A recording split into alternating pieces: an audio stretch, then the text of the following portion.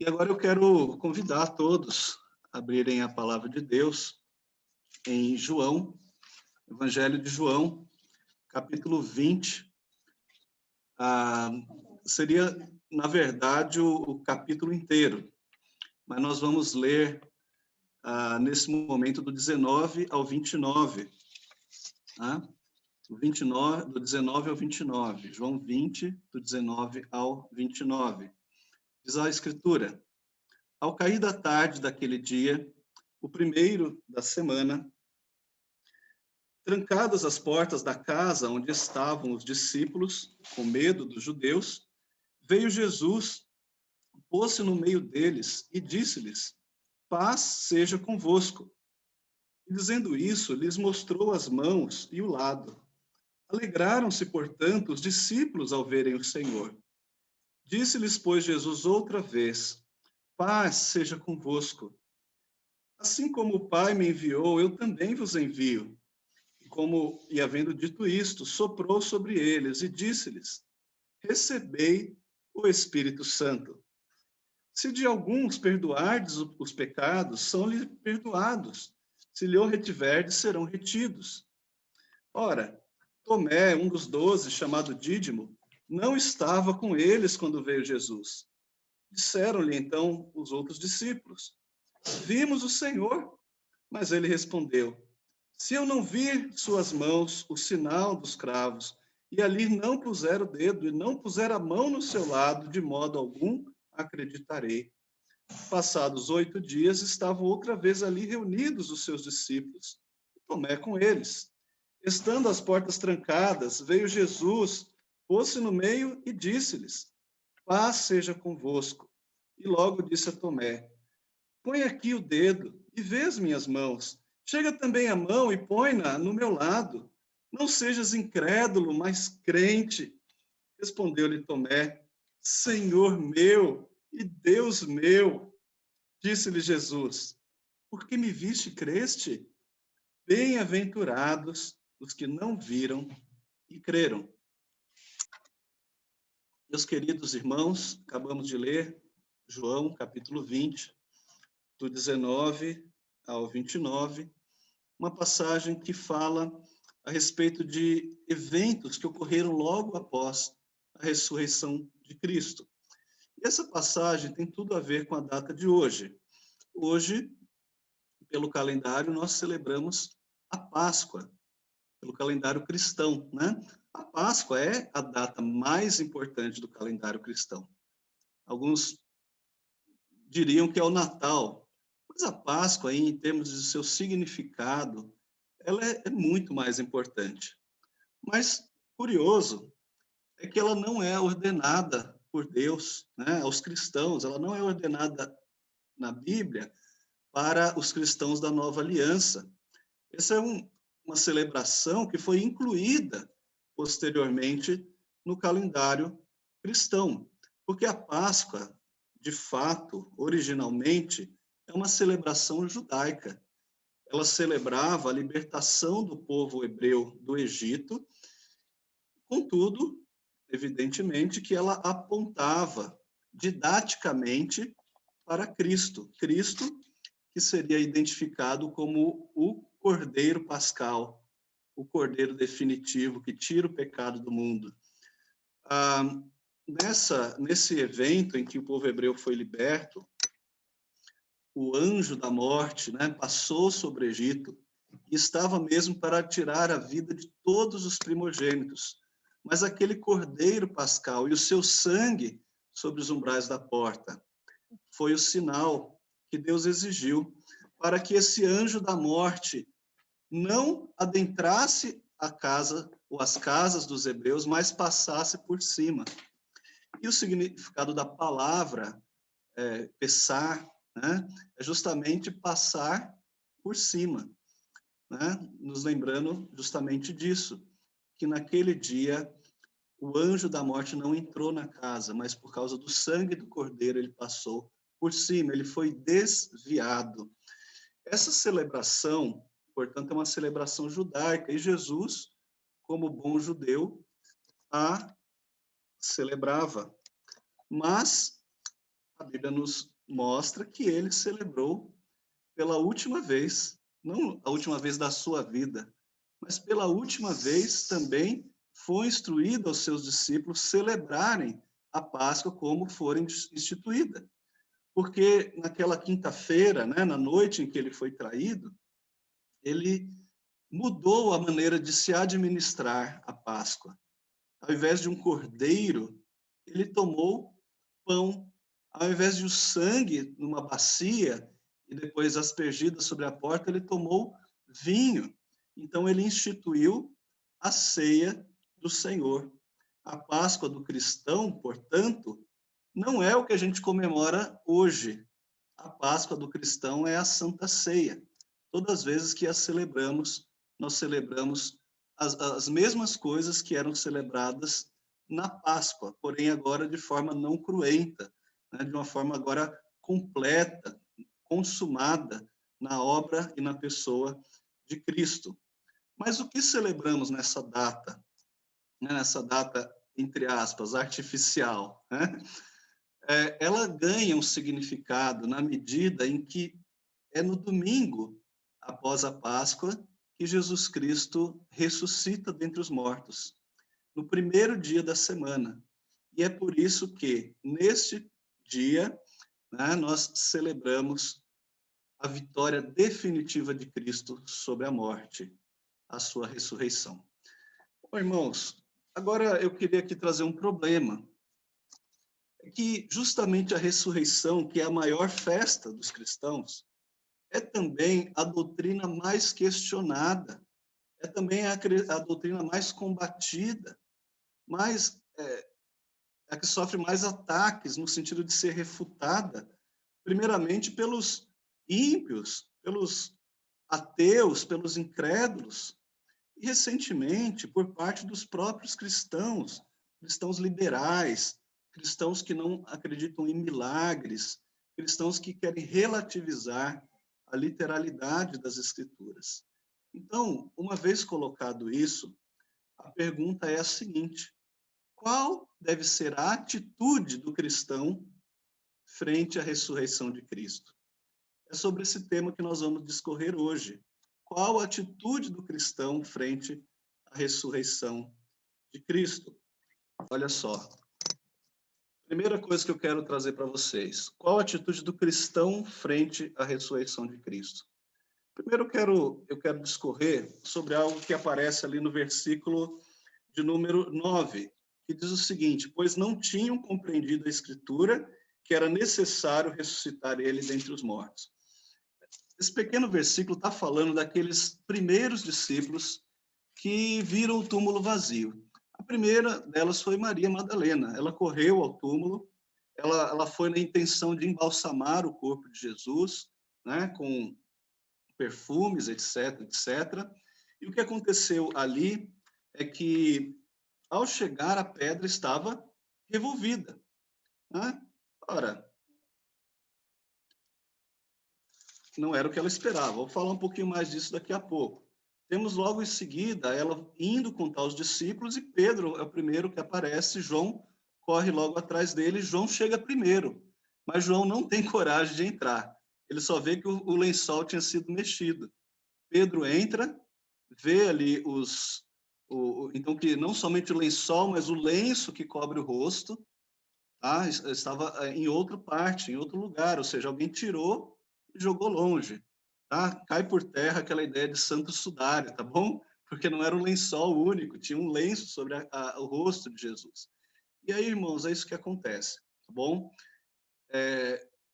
No primeiro momento, João não crê, não entra, Pedro, mais impetuoso, entra na frente, João vai atrás, e quando ele vê que também o lençol e o lenço do rosto haviam sido tirados, ele crê.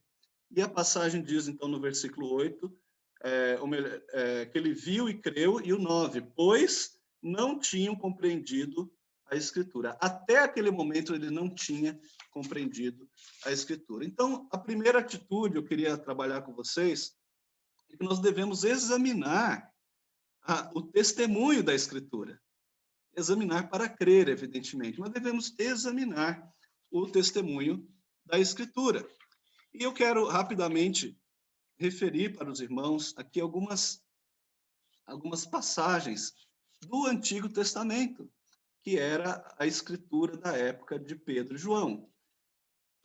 Salmo 16, 10, tá? Um salmo de Davi, um salmo que, nas entrelinhas, claramente ele se refere ao Messias, ao Cristo, né? E ele diz assim: pois não deixarás a minha alma na morte, nem permitirás que o teu santo veja corrupção. Então, claramente se referindo a Cristo, mesmo que no momento Davi estivesse pensando nele, né? Que Deus o preservaria dos seus inimigos e tal, claramente está se referindo a Jesus, ao Cristo. Depois nós vamos para o Salmo 22, ou talvez o salmo mais clássico, mais tradicionalmente reconhecido como um salmo messiânico, porque ele descreve cenas da morte de Jesus ali que são praticamente literais, né? O beber o vinagre, a coroa de espinhos, o escárnio dos inimigos, o repartir as vestes por meio de sortes, tudo isso é referido ali, né? O traspassar, o não quebrar os ossos, tudo isso é referido no Salmo 22, como se fosse uma visão ao vivo do que estava acontecendo na cruz, porém 1000 anos antes, ok? Quando chega no versículo 19, o salmista, que está aqui pelo Espírito Santo, antecipando as palavras do Messias, ele diz assim: tu, porém, Senhor, não te afastes de mim, força minha, apressa-te em socorrer-me, livra a minha alma da espada e das presas do cão, a minha vida, salva-me das falsas do leão e do chifre dos búfalos. Sim, tu me respondes. A meus irmãos declararei o teu nome. Cantar-te-ei louvores no meio da congregação. Vós que temeis o Senhor, louvai-o, glorificai-o, vós todos, descendência de Jacó. Reverenciai-o todos vós, posteridade de Israel, pois não desprezou, nem abominou a dor do aflito, nem ocultou dele o rosto, mas o ouviu quando lhe gritou por socorro. Se o salmo todo descreve a morte do Messias, quando ele clama por socorro e por ser liberto das falsas do leão, uma clara referência aqui a Satanás, também quando ele chama o povo para louvar, dá a entender que ele foi liberto da morte. Portanto, aqui uma inferência à sua ressurreição. Outro texto importante do Velho Testamento, Isaías 53, o Cântico do Servo Sofredor, também descreve com detalhes, né, ali a morte de Cristo, né? E no versículo 10 e 11 diz assim: todavia o Senhor agradou Moê-lo, fazendo-o enfermar. Quando der ele a sua alma como oferta pelo pecado, verá a sua posteridade e prolongará os seus dias. E a vontade do Senhor prosperará nas suas mãos. Ele verá o fruto do penoso trabalho da sua alma e ficará satisfeito. O meu servo justo, com o seu conhecimento, justificará a muitos, porque as iniquidades deles levará sobre si. Então, o Senhor, né, o fez enfermar, o moeu na cruz, correto? Todavia, os seus dias foram prolongados, né? Ele morreu, mas os seus dias foram prolongados de sorte que o Cristo, né, o Messias, pôde contemplar o fruto do trabalho penoso da sua alma e pôde contemplar a sua posteridade e ficar satisfeito, ok? E nós temos duas referências do Novo Testamento a histórias do Antigo Testamento. A primeira delas são palavras de Cristo, em Mateus 12, 40, quando ele diz assim: porque, assim como esteve Jonas 3 dias e 3 noites no ventre do grande peixe, assim o Filho do Homem estará 3 dias e 3 noites no coração da terra. Jesus dizendo que Jonas era um tipo, né, o fato dele ter sido tragado pelo grande peixe era um tipo do que Jesus Cristo passaria, ficando 3 dias sob o poder da morte, descendo ao Hades, né? E Hebreus 11, 19, se referindo a Isaac, né? E a Abraão, que estava para sacrificar o seu filho Isaac, diz assim, porque considerou que Deus era poderoso até para ressuscitá-lo dentre os mortos, de onde também figuradamente o recobrou. Então, o fato de Isaac ser dado como morto, praticamente morto, e na hora em que o cutelo já estava descendo sobre a sua garganta, Deus lhe dar o livramento através de um cordeiro, né, preso pelos chifres, isso representa simbolicamente a ressurreição de Isaac e apontando para o futuro a ressurreição de Cristo. Então, são esses os textos mais conhecidos, mas são muitos outros, ok? E o que a gente tira daqui é que a Escritura claramente declara no Antigo e muito mais no Novo Testamento que o Cristo ressuscitaria. Então, nós precisamos examinar o testemunho das Escrituras, o que as Escrituras realmente dizem sobre Cristo. E elas dizem que ele ressuscitou, ok? Qual agora a segunda atitude que nós devemos ter como cristãos frente à ressurreição de Cristo? Agora eu queria enfatizar aqui no capítulo 20 de João, todas as vezes que aparece a palavra ver, tá bom? O verbo ver. Então, primeiramente nós temos aqui Maria Madalena. Eu queria já antecipar uma coisa. Todas as vezes que aparece a palavra ver, está se referindo a testemunhas oculares. E as testemunhas oculares são talvez as peças mais importantes de um julgamento criminal, ok? A prova testemunhal ocular é uma das principais e mais fortes evidências aceitas em um processo judicial, em um julgamento. Isso dito, vamos ver quem são essas testemunhas oculares aqui. Primeiro nós temos Madalena, lá no versículo 1. Ela esperava o quê? Ela esperava um túmulo fechado. Nós lemos lá em Lucas que elas estavam preocupadas se teria alguém para remover a pedra, a fim de que elas entrassem para colocar ali os bálsamos sobre o corpo de Cristo, de Jesus, no caso. Pois bem, isso representa que no coração de Maria Madalena e das outras mulheres, o ministério de Jesus tinha chegado ao fim. O sonho havia acabado. O melhor que elas podiam fazer era embalsamar o seu corpo. Mas ao chegarem lá, elas encontraram outra coisa. Elas viram, ênfase no verbo ver, ok? Elas viram que a pedra estava revolvida. Uma pedra enorme. Era preciso 8 a 10 pessoas para rolar aquela pedra. E ela estava removida. Em segundo lugar, nós vemos um segundo personagem, que é João.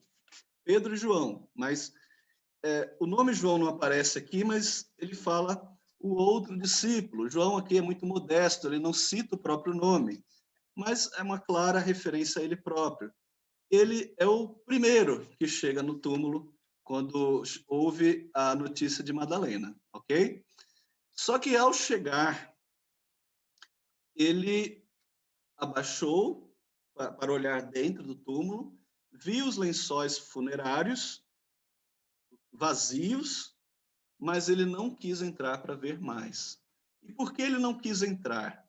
Porque o seu coração ainda não havia compreendido as Escrituras. Então, o que ele viu? Ele viu apenas lençóis. Ele não viu mais nada, ele viu apenas lençóis. Qual é a terceira testemunha ocular? É Pedro. Pedro chega depois de João.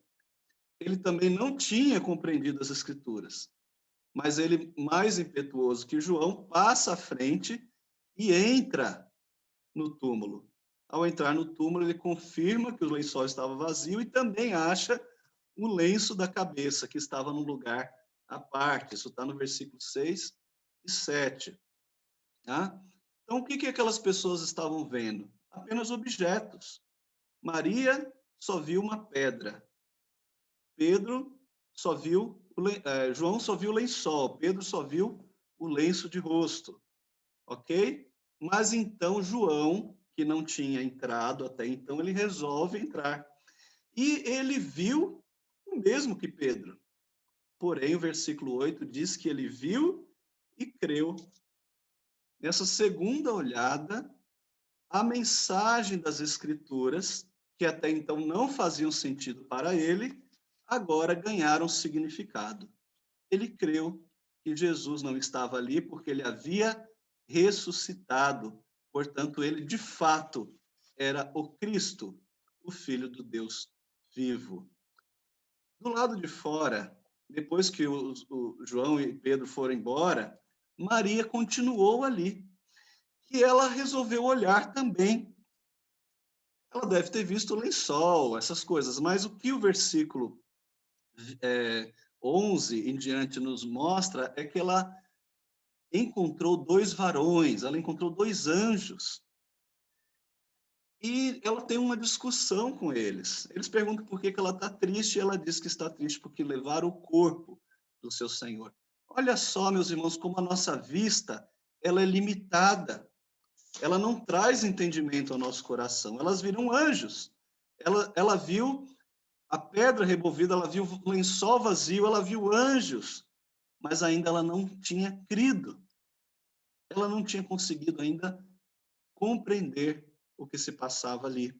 Mas, após conversar com o anjo, alguém que ela pensou ser o jardineiro estava ali, né?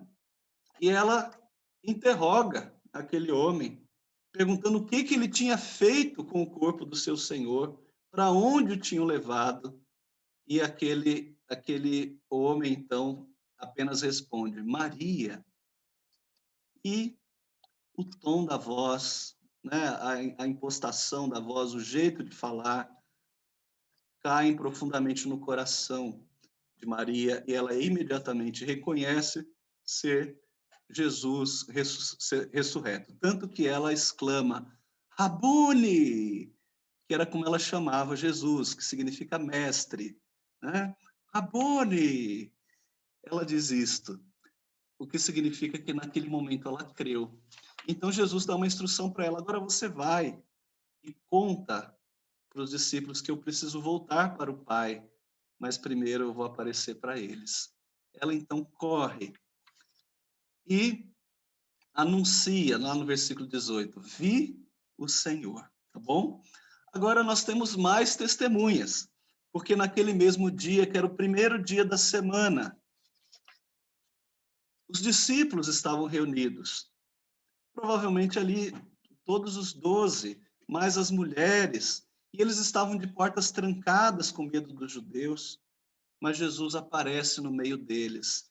E o versículo 20 diz que eles se alegraram ao verem o Senhor. Então, ver o Senhor traz a eles alegria. Se alegraram ao verem o Senhor. Ok? Mais um personagem, aqui mais uma testemunha ocular. Só que essa testemunha ocular é uma testemunha atrasada. Ele não foi ao culto naquele dia. Ele perdeu a bênção. Ele não estava congregado com seus irmãos. Ele provavelmente ficou ali desanimado, porque Jesus estava morto, achou talvez que não ia ter culto aquele dia, né? Talvez ele pensou que não valesse a pena, que não fosse algo, né, interessante para ele. Não sei, não sabemos o que passou pela mente dele, se foi algum outro imprevisto, mas o fato é que ele não estava. E uma semana depois, no primeiro dia da outra semana, né, no próximo domingo, novamente eles estavam reunidos e novamente Jesus apareceu. No intervalo desses dias, quando falaram para Tomé que Jesus tinha aparecido, ele não acreditou. Ele disse: somente se eu o vir, somente se além de vê-lo eu puder tocar nas suas mãos, no seu lado e ver o sinal dos cravos ali. Então, assim e somente assim eu acreditarei. Era necessário para Tomé enxergar, como também tinha sido para os outros, concordam? A única coisa diferente é que Tomé estava atrasado. Mas Jesus, amorosamente, pacientemente, acolhe Tomé, né? E ali no versículo de número 27, né? Jesus diz: paz seja convosco. E logo disse a Tomé: põe aqui o dedo e vê as minhas mãos. Chega também a mão, põe-na no meu lado, não seja incrédulo, mas crente. E respondeu-lhe Tomé: Senhor meu e Deus meu. Ele declarando que de fato Jesus era o, o Adonai e era o Elohim, né? Era o Senhor e o Deus dele. E Jesus, então, lhe dá aqui um sermão que eu vou deixar para a terceira parte, mas o fato é que Tomé também creu quando viu a Jesus. Então, o que esse conjunto de testemunhas oculares nos trazem aqui de entendimento? Nos trazem o entendimento de que nós, além de examinarmos a Escritura, temos também de dar atenção a esses testemunhos, porque eles são muito importantes. Eles são provas cabais de que, de fato, Jesus Cristo ressuscitou. Mas não foram apenas estes. Lá em 1 Coríntios 15, dos versículos 6 ao 8, diz assim, Paulo, né? Depois foi visto por mais de 500 irmãos de uma só vez, dos quais a maioria sobrevive até agora, porém alguns já dormem. Ou seja, eram pessoas que estavam vivas naquele tempo e os leitores e ouvintes de Paulo poderiam conferir, né? Paulo não estava ali falando sem mostrar provas, né? Você quer saber se Jesus ressuscitou? Converse com uma testemunha, eles estão vivos, tem mais de 500. Depois foi visto por Tiago, no caso aqui, o irmão de Jesus, né? Que se tornou o bispo de Jerusalém. Mais tarde, por todos os apóstolos, e, afinal, depois de todos, foi visto também por mim, como por um nascido fora do tempo. Paulo, ele teve a experiência de ver espiritualmente a Cristo, não foi apenas um sonho, né? Ele literalmente viu Cristo já glorificado, né? Então, as provas testemunhais são fundamentais, nós temos que olhar para elas. Então, o crente, frente ao fato da ressurreição, ele deve olhar, deve examinar a Escritura e deve examinar também as provas testemunhais. Mas aí nós chegamos nessa fala constrangedora de Cristo para Tomé. Porque não me viste e creste? Bem-aventurados os que não viram e creram. Então, a terceira atitude que nós devemos considerar diante da ressurreição é justamente crer, né? Jesus, ele é enfático, ele diz, não sejas incrédulo, mas crente. Nós devemos crer, porque é muito melhor crer do que ver, tá certo? Então, talvez um impedimento para você seja ter provas contundentes, e eu diria para você que a escritura e as testemunhas já são suficientes. Mas as pessoas hoje estão buscando mais. E, e há muito mais, sem dúvida. Né? Além do testemunho da escritura, do testemunho ocular, evidências da ressurreição podem ser encontradas na arqueologia, né? A ligação, por exemplo, dos personagens que aparecem no texto com outras fontes que revelam que Pilatos realmente estava lá, que Herodes realmente estava lá, que houve realmente uma guarda destacada para o sepulcro, que tinha lá um perturbador da paz, chamado lá Jesus de Nazaré. Esse tipo de coisa é encontrado em literatura da época, né? Flávio Joséfo e outros escritores da época. São literaturas raras de encontrar. A arqueologia é um trabalho também muito meticuloso, mas existem essas provas catalogadas, né? Existe também os próprios manuscritos bíblicos, né? Os manuscritos que nos trouxeram os livros bíblicos. O manuscrito são as cópias, né? E as cópias desses evangelhos, especialmente o evangelho de Lucas, são muito fidedignas. Elas são dignas de confiança, então não houve, basicamente, alteração, né? Há também fatores psicológicos. Pense comigo, se proclamar a ressurreição de Jesus fosse uma mentira, nenhum defensor disso estaria disposto a morrer por isso. né? Mas quantos irmãos foram martirizados porque pregavam que Jesus Cristo ressuscitou? Foram milhares e milhares de cristãos no primeiro século que morreram por dizer que Jesus ressuscitou. Então, somente alguém que crê realmente numa verdade está disposto a morrer por ela. Ninguém morre por uma mentira. A própria pedra é um terceiro fator, né? A pedra que precisava de 20 pessoas ter sido removida sem o soldado perceber, né? Sem o batalhão que estava destacado ali perceber, somente um milagre poderia ter acontecido ali. Também o selo romano, né?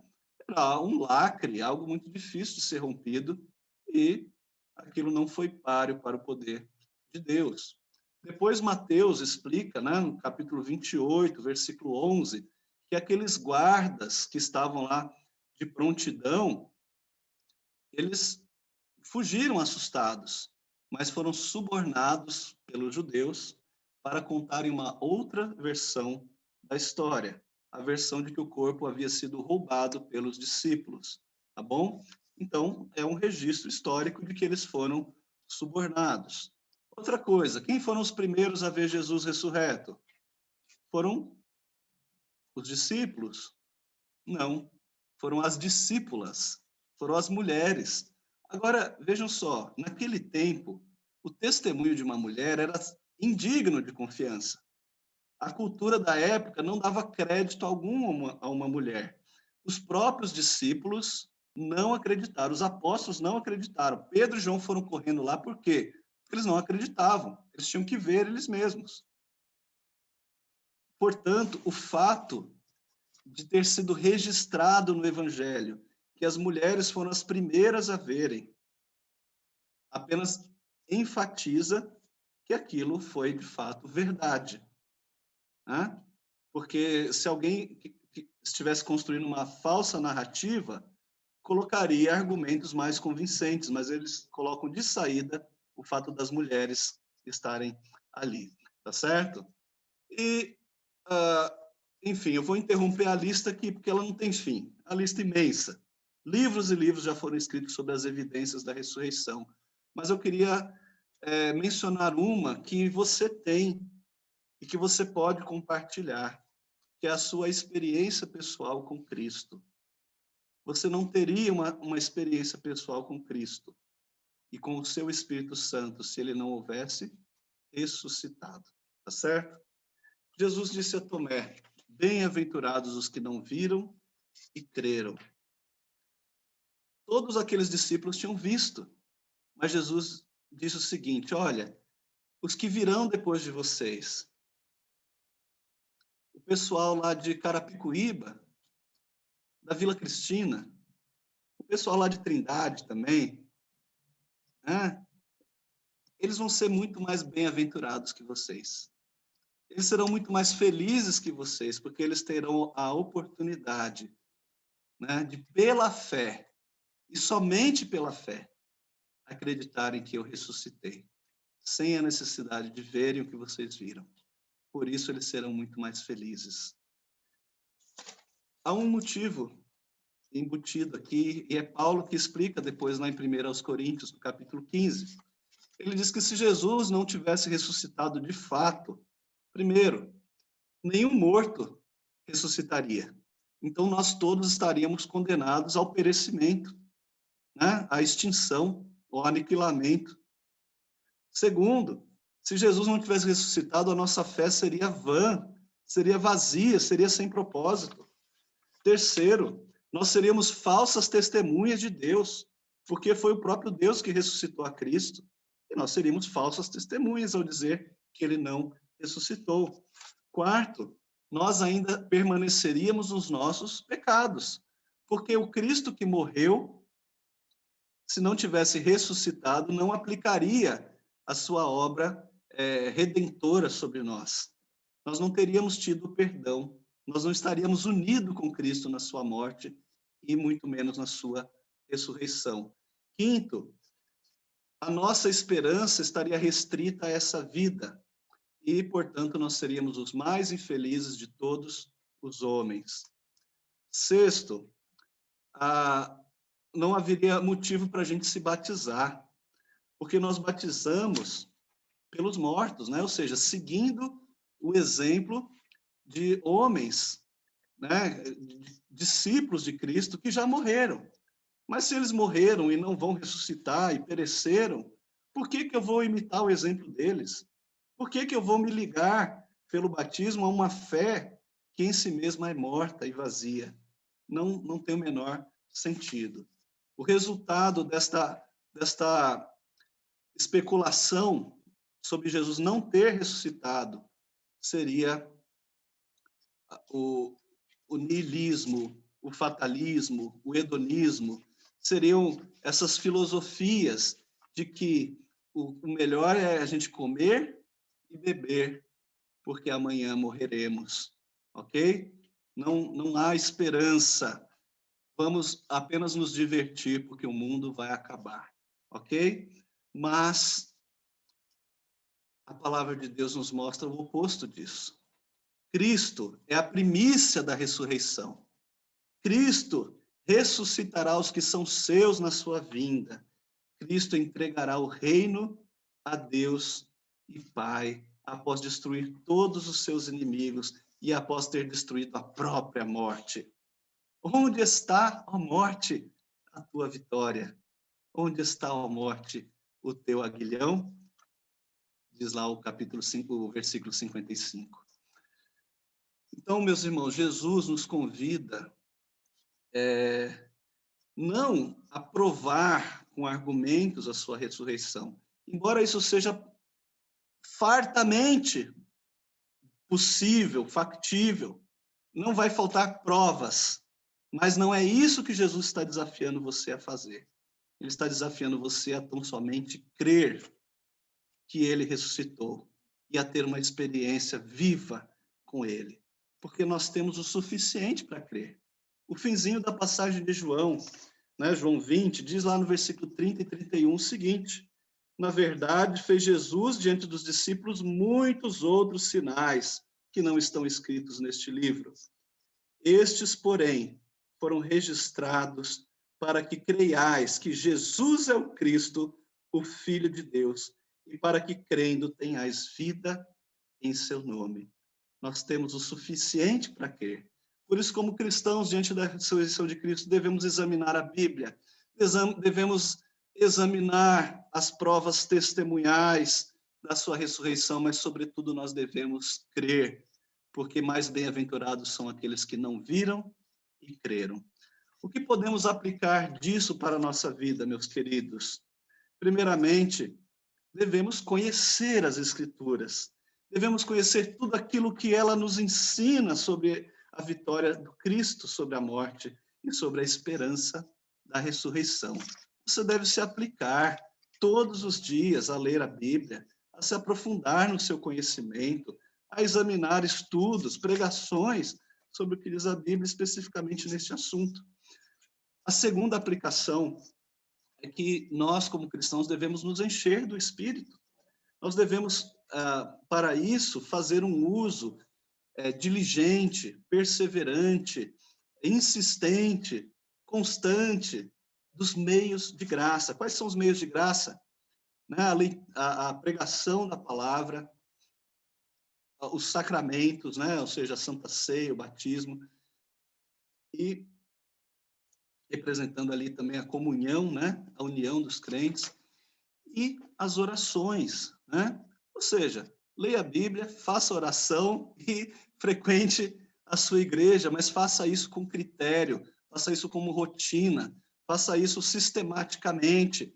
Para quê? Para que você cresça espiritualmente, para que o Espírito de Santo esteja em você e o Espírito de Cristo em você é o próprio Cristo habitando o seu coração. Somente assim você terá uma experiência com Cristo. Somente assim a sua carne será mortificada e você poderá senti-lo, poderá, de fato, conversar com ele como um amigo, com intimidade, porque a intimidade do Senhor é para aqueles que o buscam, aos quais dará a conhecer a sua aliança. Terceira dica, terceira aplicação, creia. mas creia sem a necessidade de elementos exteriores e visíveis. Esses elementos exteriores visíveis, muito buscados pela maioria das igrejas, né? Os sinais, os sonhos, os prodígios, etc. Esses sinais, em geral, apenas entretêm, apenas fazem as pessoas gastar tempo, passar tempo, perder tempo. Elas não comprovam, de fato, a quem é Jesus e quem é ele em relação com aqueles que ele tem guardado para a salvação. Esses sinais não são capazes de produzir fé verdadeira. Quantas pessoas você conhece que passaram por igrejas, viram sinais, mas estão hoje afastadas, nunca tiveram uma viva fé em Jesus Cristo? Então, creia. Creia pelo ouvir, creia pelo testemunho da palavra. Você não precisa ver para crer. Em último lugar, meus irmãos, eu queria deixar aqui como aplicação um incentivo que vem do próprio Espírito Santo pela pena do apóstolo Paulo. Paulo termina o capítulo 15 de 1 aos Coríntios dizendo o seguinte: meus amados irmãos, sede firmes, inabaláveis e sempre abundantes na obra do Senhor, sabendo que no Senhor o vosso trabalho não é vão. Nós estamos vivendo um tempo de um relativo desânimo, por não estarmos reunidos presencialmente, por dependermos aí de Zoom, que sempre dá um probleminha técnico, né? Dependendo aí de WhatsApp, de YouTube. E tudo isso desanima a gente, fora os problemas da pandemia, enfim, do desemprego, tudo mais. Porém, meus irmãos, nós temos uma coisa que é rica, que é viva, que é preciosa. Cristo derrotou a morte. Ele vive. Ele, de fato, está reinando. E ele está, neste momento, aplicando os benefícios que ele conquistou na cruz do Calvário à sua vida e à vida dessa igreja. Por isso, a conclusão que chega ao apóstolo Paulo é uma só. Vocês têm que ser firmes. Vocês têm que ser inabaláveis. E vocês não podem se contentar com pouco. Tem que ser abundantes, tem que sobrar, tem que esbanjar de motivação e de alegria para servir o Senhor. Que Deus assim, meus irmãos, possa capacitar você a ser um servo de Deus abundante, porque você examina a Escritura, porque você dá ouvidos às testemunhas que viram Cristo ressurreto, e você, mesmo sem ver, recebeu o dom de Deus para crer que ele morreu pelos seus pecados, mas ele ressurgiu e vive e reina e voltará em glória para reinar pelos séculos dos séculos. Deus assim abençoe a sua amada igreja. Amém.